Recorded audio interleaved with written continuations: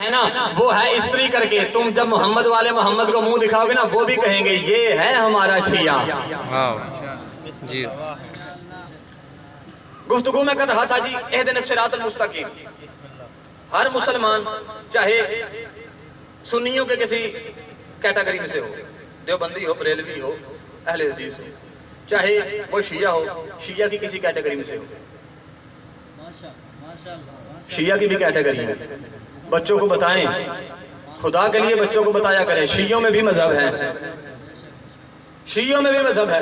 یہاں میں ایک حدیث سناتا ہوتا ہوں, میں اب میرا دل بن گیا کہ میں یہاں حدیث سناؤں. سرکار محمد مصطفیٰ نے فرمایا تھا, سرکار محمد مصطفیٰ نے فرمایا تھا, صحابی آئے نا سرکار کے پاس, سرکار جو آپ جو کہہ رہے ہیں میری امت میں اتنے فرقے ہوں گے, یہ ہمیں یہ بتائیں وہ فرقہ کون سا جنت میں جائے گا, کون سا فرقہ جنت میں جائے گا. آج تک تم لوگوں کو مولویوں نے ڈنڈی مار کے آدھی آدھی حدیث سنائی ہے, مولویوں نے ڈنڈی مار کے آدھی آدھی سنائی ہے. اس نوکر حقیر اپنے بھائی سے سن لو, پوری حدیث سناتا ہوں. سرکار محمد مصطفیٰ نے فرمایا میری امت میں 72 فرقے بنیں گے, 72 فرقوں میں سے ایک فرقہ ہوگا, اس میں سے 16 فرقے بنیں گے, 16 فرقوں میں سے فقط ایک فرقہ جنت میں جائے گا. کون سا فرقہ؟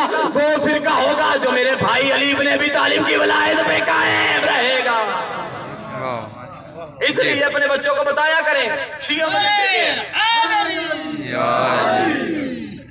شیعوں میں بھی فرقے ہیں, اپنے بچوں کو بتائیں تاکہ کوئی آگے کام ہی نہ خراب کر دے. وہ ان کے پاس بڑا طریقہ ہوتا ہے, ایک طریقہ بڑا ہے ان کے پاس, ٹھیک ہے, ایک ایسی پک کرنے کی جیسے شیطان کے پاس تھی نا, شیطان کے پاس ایسی ان کے پاس, یہ ایسے جال میں پھنساتے ہیں بندے کو, ایسے پھنساتے ہیں, ایسے پھنساتے ہیں, پھر جو ایک بار پھنس جاتا ہے نا وہ نکلتا نہیں.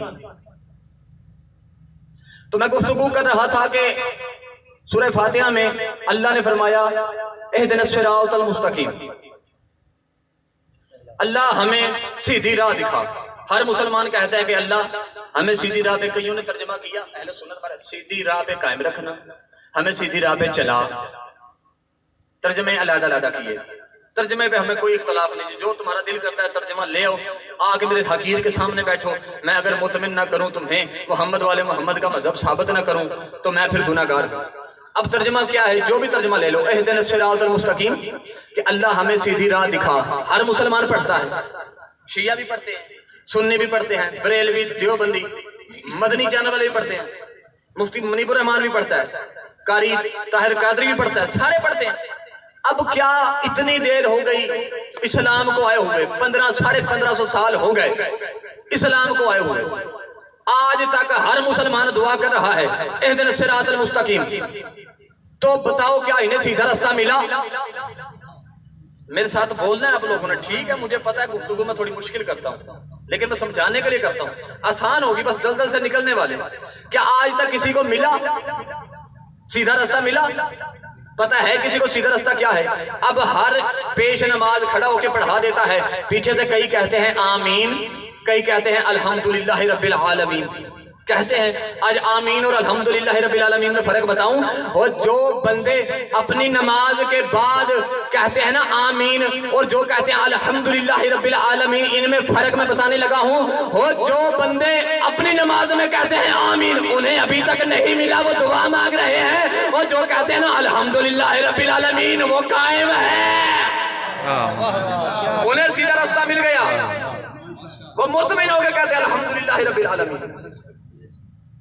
اب اللہ ہے عادل, اللہ عادل ہے, اس نے اتنے مسلمانوں کو اگر ایک دعا پہ لگا دیا نا, سارے ایک دعا مانگو, تو اس کا مطلب ہے اگر وہ پھر وہ راہ نہ دکھائے تو اس کا عدل قائم نہیں رہتا.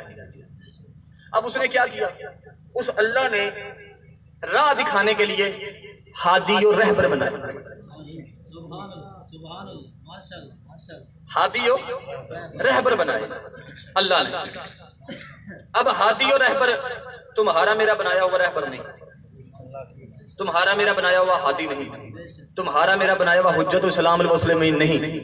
وہ کس کا ہے؟ اللہ کا بنایا ہوا, اللہ کا بنایا ہوا حجت الاسلام والمسلمین, ہادی رہبر کس کا؟ اللہ کا بنایا ہوا. اب کیا ہے دیکھیں, اللہ نے اگر یہ انسان کا جسم بنایا نا, یہ جسم, تو اسے بھی رہبر اور ہادی کے بغیر نہیں چھوڑا. جسم میں رہبر کون ہے؟ ہادی کون ہے؟ یہ آنکھ، یہ آنکھ ہے جسم میں، اس میں ہمارے جسم میں یہ آنکھ جو ہماری ہادی ہے، ہماری رہبر ہے۔ کیوں ہم دیکھتے ہیں کہ یہ سامنے دیوار ہے، وہ سامنے المین لگے ہوئے ہیں، یہاں میں نے جھکنا ہے، یہاں میں نے کھڑا ہونا ہے، آنکھ سے پتہ چلتا ہے، یہ ہمیں آنکھ بتاتی ہے۔ اس کا مطلب ہوا جو رہبر اور ہادی ہوگا وہ بتائے گا کہ یہاں تم نے جھکنا ہے، یہاں تم نے چلنا ہے، یہاں تم نے بیٹھنا ہے، یہاں تم نے اٹھنا ہے، ہادی اور رہبر ہوگا۔ اب ہادی اور رہبری 14 نمبر کے لتر سے نہ نکلے، اب پیر بھی وہ بنانا چاہیے، پھر ہادی اور رہبر بھی وہ بنانا چاہیے نا جو کم از کم سینہ چوڑا کرے اور چلتا ہوا پتہ چلے ہمارا ہادی اور رہبر چل رہا ہے، کم از کم محشر والے دن اور کچھ نہ ہو، اللہ کی جگہ پہ میرا مرشد علی بیٹھا ہو۔ اللہ کا تو وجود ہی نہیں ہے نا، اللہ کی جگہ پہ وہ ہادی اور رہبر بیٹھا ہو، بنانا وہی چاہیے۔ اب پیر ایسا تو نہیں ہونا چاہیے کسی چاولوں کے نیچے سے بوٹی نظر نہ آئے۔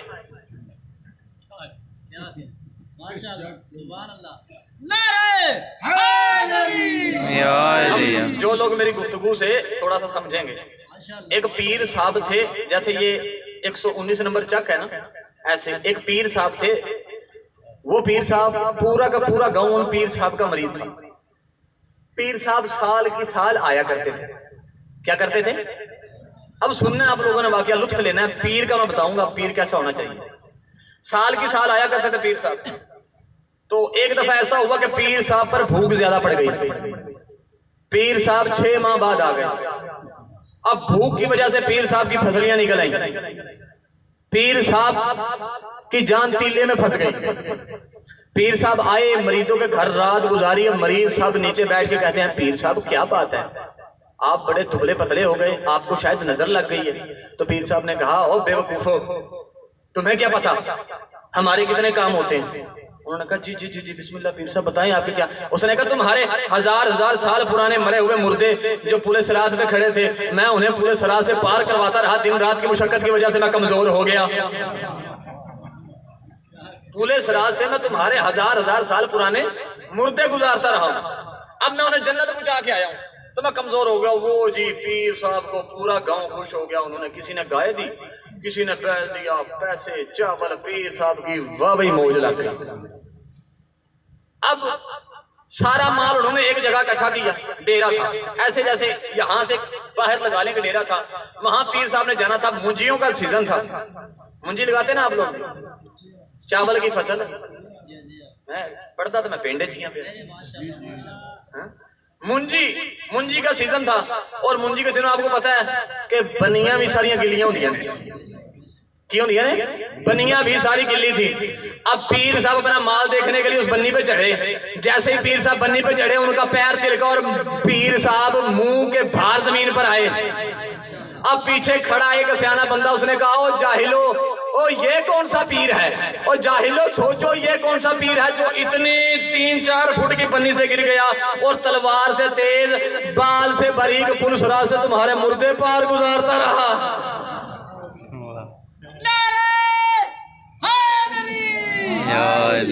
لہذا پیروں کے دھوکے میں نہ ہو،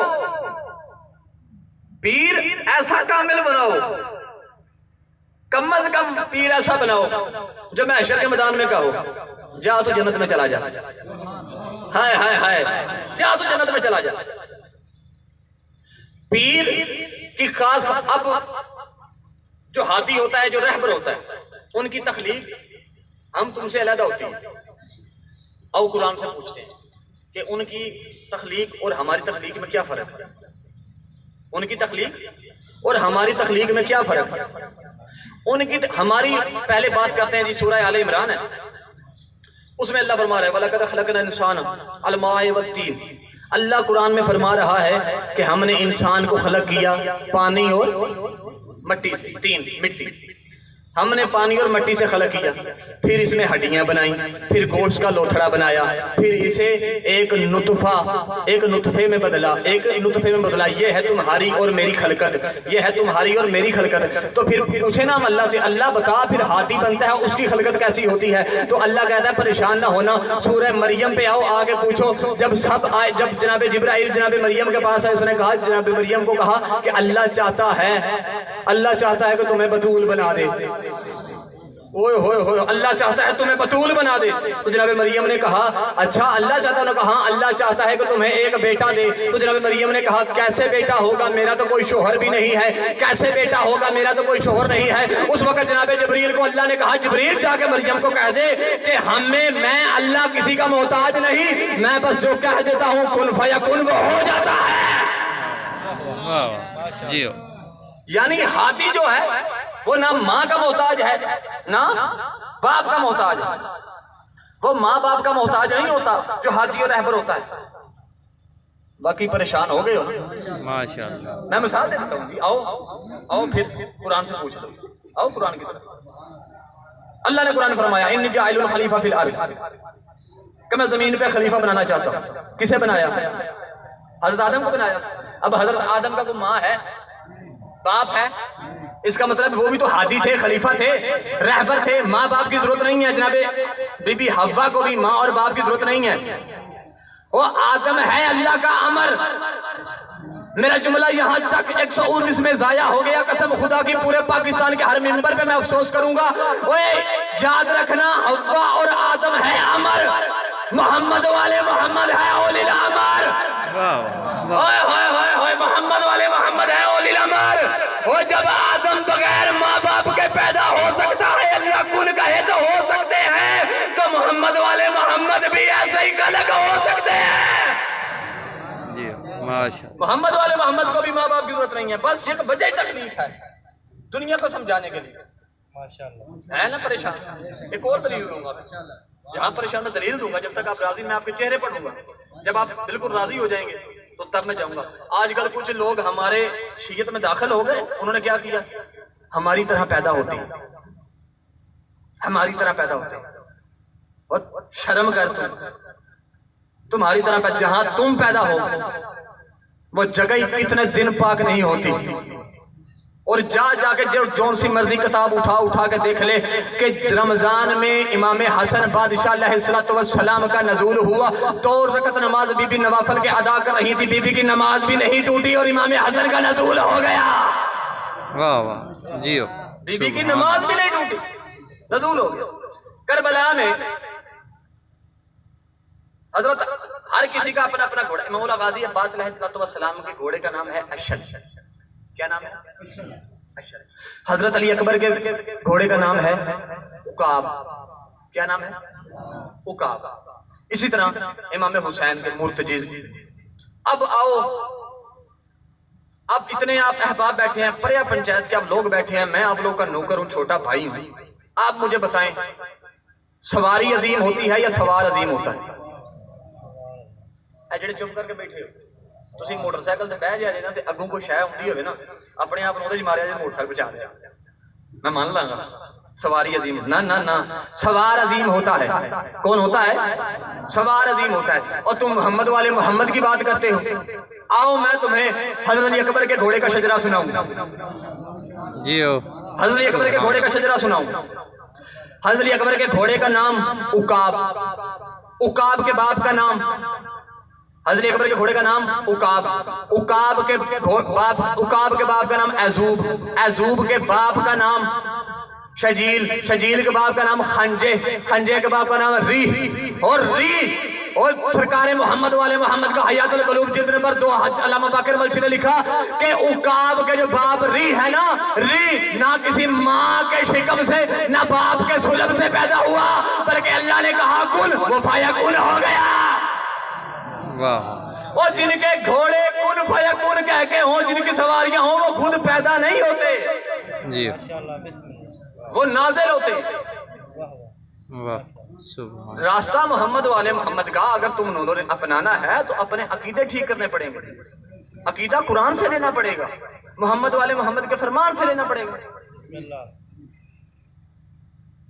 ہم نے آج تک اسے امام مانا ہی نہیں، جسے مسئلہ پوچھنے کے لیے تھی کی ضرورت پڑے ہم نے اسے امام کبھی نہیں مانا۔ ہمارے امام ہیں 12۔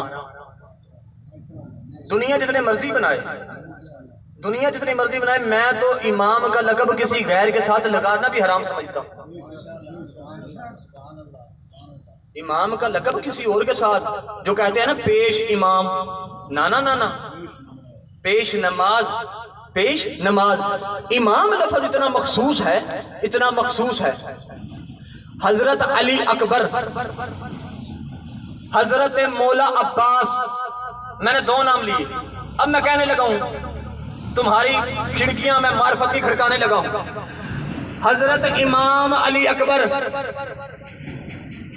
حضرت امام عباس، نہیں، اور شرم آنی چاہیے 14ویں صدی کے صدقہ خور خمس خور مولوی کو اپنے ساتھ امام کا لفظ لگاتے ہوئے، اور جب ایک اتنا خوبصورت بھائی عباس جیسا حسین کا اتنا خوبصورت بیٹا امام حسین کا، اور جب ان کے ساتھ لفظ امام نہیں لگتا تو حرام کے مولوی کے ساتھ کیسے؟ واہ واہ نا نا نا نا، یہ برداشت نہیں ہوگا۔ جی۔ جان لے لے کوئی، جان دیں گے، ہم اپنے عقائد پہ سمجھوتا نہیں کریں گے۔ ہمارے امام ہے 12، ہم نے اپنے بچوں کو پڑھایا ہمارے 12 امام ہیں، تو 12 کے 12 رہیں گے، 13ویں امام کا تصور ہی نہیں۔